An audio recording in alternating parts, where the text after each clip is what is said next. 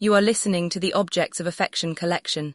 Study 32, From Quiet Luxury to Post-Growth Citizen, a PLCFA perspective on discerning consumption. For the past several years, a singular phrase has come to dominate the discourse on discerning consumption: quiet luxury. This cultural phenomenon, propelled into the mainstream by the sartorial codes of television shows like Succession and the courtroom attire of figures like Gwyneth Paltrow, has been widely interpreted as a simple aesthetic shift. It is seen as a pendulum swing away from the logo-driven, loud consumerism of the 2010s, a return to muted tones, unbranded accessories, and subtle signifiers of wealth, exemplified by the cashmere knits of Brunello Cucinelli or the logo-less caps of Loro Piana. This popular analysis, however, mistakes a symptom for the cause. This study will posit that the quiet luxury trend is not merely a stylistic choice. It is, in fact, the most visible tremor of a foundational crisis within the traditional luxury system. It is the cultural manifestation of a state of exhaustion. The legacy model of luxury has been hollowed out by its own success, creating a scarcity paradox where mass-market expansion and relentless branding have destroyed the very rarity they were meant to sell. This has been compounded by a market-wide strategy of driving growth through unprecedented price increases, a tactic that has now reached its ceiling. The result is a profound consumer price fatigue and a quiet rebellion against a system where price has become dangerously untethered from any material reality. Consumers are not just rebelling against logos, they are unconsciously rebelling against a system of sign-value baudrillard that has replaced tangible, functional, and narrative worth. The luxury industry, in its Baudrillardian endgame, no longer sells objects but rather signs of luxury, and the consumer has begun to sense the emptiness of this hyperreal exchange. This study argues that quiet luxury, as we know it, is only the nascent aesthetic phase, one of a critical three-stage evolution in discerning consumption. Phase 1, the aesthetic quiet luxury. This is a largely unconscious act of social differentiation, an aesthetic preference that is often and correctly critiqued as a new form of class signaling. Phase 2, the ethos, the quiet vanguard. This is a conscious shift in values, where a vanguard of consumers moves beyond status to prioritize purpose, narrative, and permanence. Phase 3, the politic, the post-growth citizen. This is the final stage, a philosophical and political alignment, where consumption is reframed as a conscious act of stewardship within a new, more sustainable economic paradigm. The purpose of this study is to provide the definitive map for that journey. It is an accessible guide for the quiet luxury consumer to transition from a passive follower of a trend to a conscious practitioner of a more deeply considered life. To do this, we will use the foundational framework of post-luxury conceptual functional art, PLCFA definition, a lens designed to evaluate objects not by what does it cost, but by what does it mean. The dissociative gaze: is quiet luxury just class warfare? Before we can explore the philosophical potential of this movement, we must first deconstruct its most common and potent critique, that quiet luxury is simply a more insidious term for stealth wealth. This critique is not only valid, it is the essential starting point for understanding the phenomenon. Stealth wealth is a philosophy of discreet elegance that prioritizes substance over appearance. It is not about not spending money, it is about communicating wealth through subtle signals and a quality that only those in the know would recognize. This is a classic sociological maneuver, a form of cultural capital that separates the established old money from the nouveau rich. The philosopher-sociologist Thorstein Veblen diagnosed this precise behavior in his 1899 treatise, The Theory of the Leisure Class. Veblen argued that the fundamental motive that lies at the root of ownership is emulation, and the conferring of honor through invidious distinction. Quiet luxury is a perfect 21st century iteration of this. By shunning the evident logo, which has been democratized to the point of vulgarity, the elite practitioner of quiet luxury re-establishes exclusivity. The $500 logo-less hoodie or $300 cashmere turtleneck becomes the new, more effective signifier, precisely because its value is illegible to the masses. This classic critique has a sharp, contemporary edge. My own research, detailed in the internal-facing study expansion and topic generation, has identified the artist Anna Ehrenstein as a key critical voice. Ehrenstein's work, which explores pseudo-luxury and imitation textiles in post-communist contexts like Albania, led her to a powerful and sobering conclusion. For Ehrenstein, authenticity is a means to discriminate, a weapon. It is a tool used by those in power, the West over the East, the rich over the poor, to enforce asymmetrical power relations. In this light, quiet luxury is not a rejection of the class system but its perfection. It is an iteration of class society that makes status signals invisible to the uninitiated, thereby restoring the invidious distinction Veblen described. For the majority of its practitioners, quiet luxury is this: the consumer who meticulously studies the wardrobe of succession is not learning a critique of capitalism. They are learning a new, more effective code of elitism. Here, however, lies the central ambiguity that opens the door for a deeper evolution. The physical object acquired by the status-driven quiet luxury consumer, Phase 1, is often identical to the object that would be acquired by the philosophical post-growth citizen, Phase 3.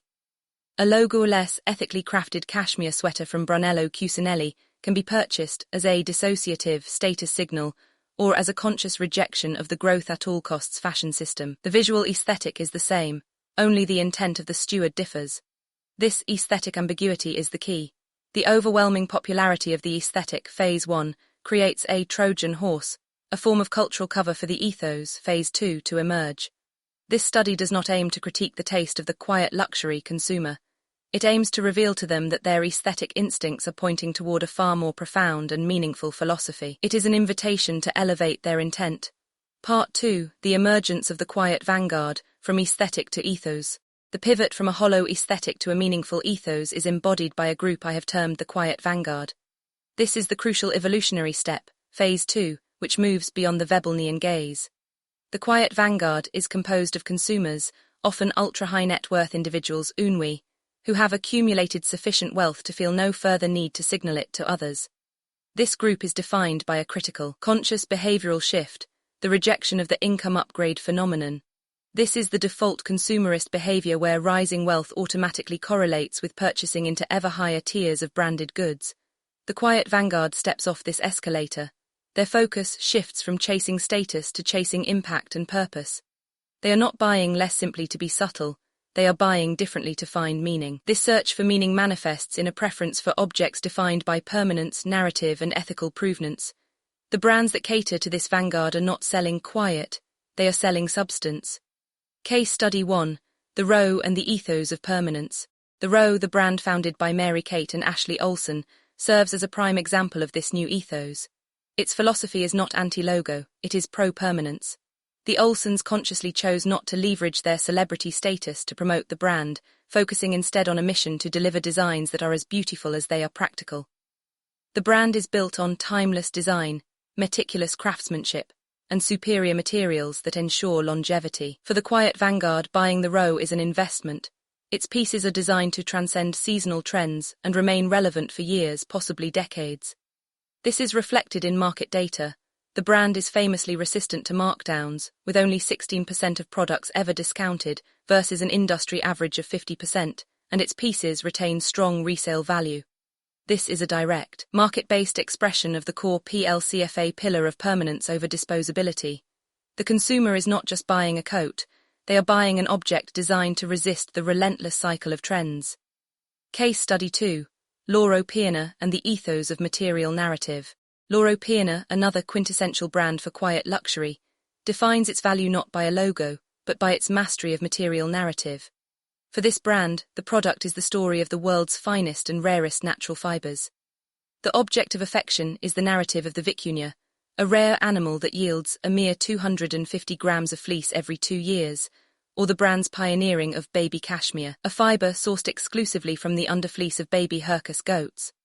Loro Piana's vertical integration, which allows it to control every step of the process from the initial shearing to the final stitch, is not just a profit strategy. It is a commitment to the sustainability of these rare, exclusive fibers through long-term conservation programs. The value is not in the price tag. It is in the narrative of the material's source, rarity, and ethical stewardship. This is a perfect, commercial-scale example of the PLCFA pillar of value derived from narrative, not price. This narrative, however, has proven to be dangerously fragile. The very foundations of Loro Piana's quiet ethos were shaken in 2024 and 2025 by a series of devastating investigations. Reports revealed that the indigenous communities in Peru who harvest the rare vicuña fiber, the core of the brand's narrative, live in poverty, receiving as little as $280 for fiber used in $9,000 sweaters, with many working unpaid during the shearing. This was compounded in July 2025, when the brand was placed under court administration in Milan for culpably failing to monitor its Italian supply chain, which allegedly relied on subcontractors using illegal, exploitative workshops paying workers as little as euros for an hour. This stark disconnect between the public-facing narrative of stewardship and the reality of its supply chain exposes the critical vulnerability of the Phase 2 ethos. A story without transparent, systemic accountability is just a more sophisticated form of marketing. Case Study 3. Brunello Cucinelli and the Ethos of Ethical Provenance. Perhaps the most philosophically advanced practitioner of the quiet vanguard ethos is Brunello Cucinelli. His entire brand is an object lesson in ethical provenance, built upon his philosophy of humanistic capitalism. This philosophy is not a marketing tagline. It is a corporate governance structure. It is rooted in Cucinelli's personal experience of seeing his father's tearful eyes after being humiliated at work, a wound that became his will to work all my life to promote the moral and economic dignity of the human being. The Cucinelli philosophy is built on a harmony between profit and giving back, a long-term legacy thinking that plans in centuries, and a belief that the purpose of business is to benefit humanity, starting with the local community. He has famously restored the hamlet of Solomeo, creating a beautiful place for his artisans to work, and enforces a culture where workers are not to email after 5:30 p.m. to protect their human privacy. The quiet vanguard consumer who buys Cucinelli is not just buying a luxury garment, they are buying a stake in a humane philosophy. They are participating in a system that aligns with the PLCFA pillar of the object as a vessel for connection and meaning. Yet, like Loro Piana, this humanistic brand narrative is facing its own crisis of authenticity. In late 2025, the company was accused by researchers of misleading shareholders and potentially blatantly disregarding EU sanctions by continuing to operate and sell ultra-high-value goods in Russia. While the brand denies any wrongdoing and states it is in full compliance, the allegations strike at the very heart of its moral and ethical positioning. It sharpens an existing academic critique. Is humanistic capitalism a new, scalable model or a beautiful philosophy, only possible because of the company's underlying success? This tension reveals the gap between a corporate philosophy and a truly systemic politic. These case studies, and the controversies that now plague them, reveal a crucial twofold fact. First, the quiet vanguard is already practicing PLCFA instinctively, as a matter of taste, purpose, or a search for quality. But second, these scandals demonstrate the profound limitations of an unconscious ethos. They prove that without a rigorous, conscious, and systemic framework, even the most well-intentioned philosophy is vulnerable to hypocrisy and the traditional system's ethical failures. The role of the objects of affection collection, therefore, is not just to provide a language for what this vanguard is doing right, but to provide the critical framework that holds them accountable for where they are failing. This act of naming and defining is what transforms an unconscious preference into a conscious, defensible philosophy, arming them to take the final evolutionary step. Part 3. A framework for discerning consumption.